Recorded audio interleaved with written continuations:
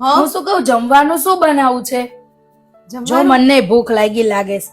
દાળ ભાત શાક રોટલી બનાવી દે એવું કર. હા તો વાંધો નહીં, દાળ ભાત શાક રોટલી બધું બનાવી દઉં. અને મન માટે શીરો બનાવી દઉં આજે, એને બહુ ભાવે છે તો. હા તો થોડો શીરો બનાવી દઉં. હા તો વાંધો હાલ નહીં. હું આવું શાક બાક સુધારી દઉં. ના ના મમ્મી, તમે બેસો એની પાસે, મનને સાચવો, હું કરી નાખું છું. હો, હા તે વાંધો નહીં, બનાવી દઉં. હાલો બધું થઈ ગયું છે. હવે આ ભગવાનને પેલા શીરો ધરાઈ દઉં. હા એ કિસ્સો જમવાનું બની ગયું હોય તો લાય તો. હા મમ્મી. મનનો શીરો લાય, મન ખાઈ લે ને મન. લો મમ્મી લો, એને ખવડાવી દો જલ્દી, લો લો. મોઢા મૂકું ને તો થોડીક શાંતિ થાય એને. લે બસ મને ભૂખ લાગી હતી. ભગવાનને ધરાઈ દીધો તે થાળ. ના મમ્મી, હું ભગવાનને જ ધરાવા જતી હતી, પણ પછી તમે બૂમ પાડીને એટલે હું આવતી રહી. અરે કિસ્સુ, તાર તો રોજ ટેવ છે ભગવાનને ધરાઈને ખાવાની ને ખવડાવવાની તો.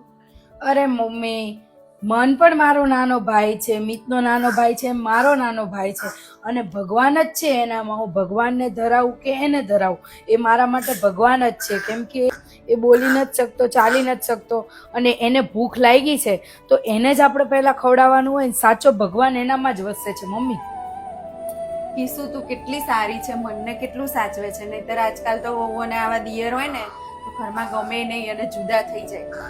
અરે મમ્મી, ભગવાને આવા બાળકને આપણને આ સાચવવા આપ્યા ને, એ આપણા કર્મ કહેવાય, સારા કર્મ કહેવાય. આપણે આને સાચવીશું ને તો એ આપણા સારા કર્મ છે મમ્મી.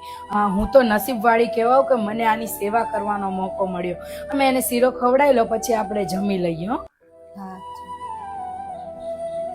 આજકાલ કોઈ છોકરીઓ આવું સમજે નહીં કે આવા છોકરાઓને મા બાપને સાચવીએ ને તો ભગવાન એ રાજી રહે.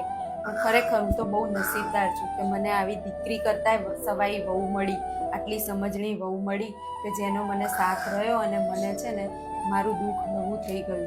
નહીંતર એવું થતું હતું કે વહુ એવી આવશે અને મારા છોકરાને નહીં રાખે તો મને કેટલી ચિંતા. પણ હું તો બહુ નસીબદાર છું કે મને આવી સમજણી વહુ મળી.